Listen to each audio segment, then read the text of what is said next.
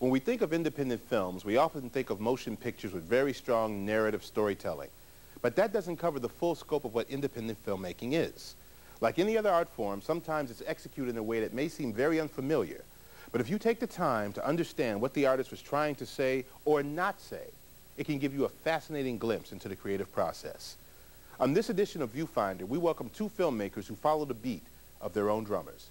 They are both award winners from the Underneath Cincinnati Film Festival, and they are going to give us a look into underground filmmaking.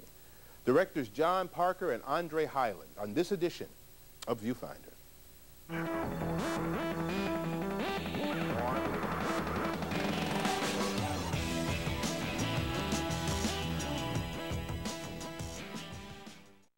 Let's move on to our next filmmaker, Andre Hyland. This prolific filmmaker shares with us a piece entitled Mesh Hat. It's a film that shows Andre and several band members performing a song entitled Mesh Hat.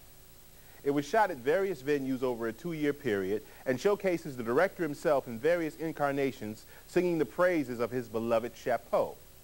Let's take a look at Mesh Hat.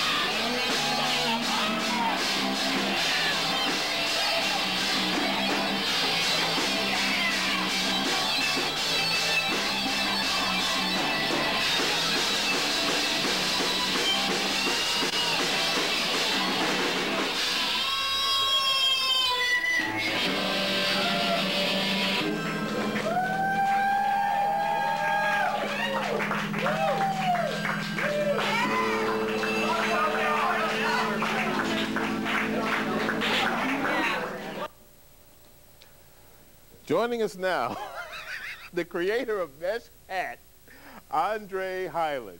Andre, welcome to Viewfinder, man. Thanks. I'm telling you, man, you are an artist with a very unique vision, man. And when I saw your film, I couldn't wait to get you on to ask you how you came up with this, to ask you some questions about the film or what have you. Now, you're a native Cincinnatian, yeah, right? Yeah. You were born? Born at the Bethesda by the White Castle off the Tass exit. Get out of here. And you grew up in Clifton? Yeah. And then you moved to? I lived in Clifton from when I was born until I was 14. And me and my two brothers were dyslexic, so we moved to Indian Hill because they had good programs for dyslexia. Then moved back to Clifton when I went to school at DAP for fine arts. Wow. Now, besides being a filmmaker, you're also a performance artist, as we saw. Yeah, yeah. And you're a painter. Yeah. Wow. So you're like a Renaissance man. Yeah, I suppose. Now, Sure. did you start out to create an underground film?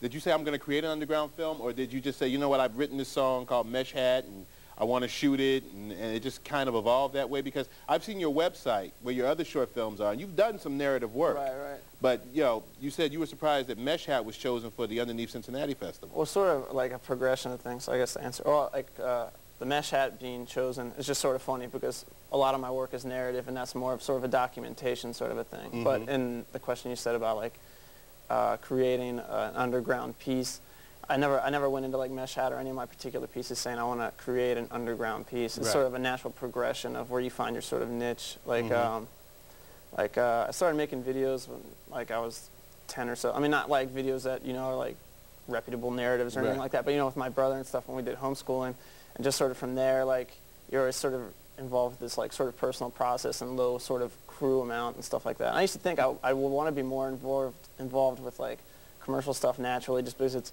bigger, and that seemed the progression at the time when you're little.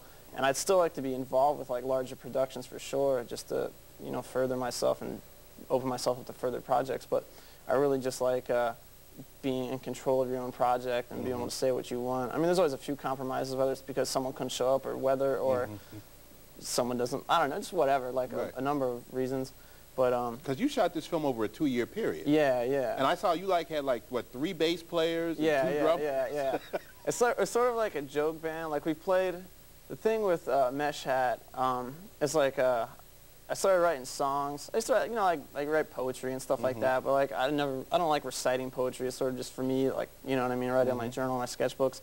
But like, you know, me and one of my friends, this guy Paul Erling, who I have to give like a proper shout out to, because like, a lot of this performance stuff wouldn't be possible without him. Like he's the musical hand, and I'm more the performer and the you know, write the lyrics and everything like that. But he is in a lot of my projects too. He acts. He's like really good. He's a good collaborator. But anyway, now you said before when you were younger you thought about being an actor. Yeah, When you were a kid, you toyed with the idea of being an actor. Right. And as you grew older, you kind of got away from that idea, but you still like performing. Yeah, I love performing, but I can't act. I guess, you know what I'm saying? Like I create these characters in my shorts, and it's not like some like ego thing that I put myself in all my videos. I just create these characters and have in my head, and like I know how I want to share them exactly.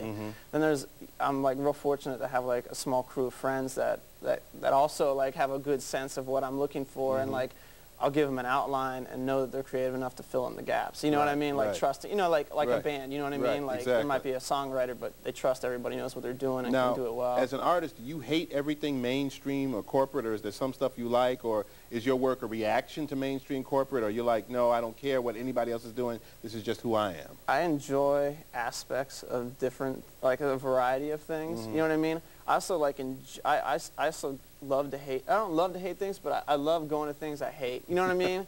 like just experiencing things you don't like, just for the sheer like humor in it. You know what I mean? You're right, right. So like I'll watch a lot of garbage television. Like I love public access. I love watching trash like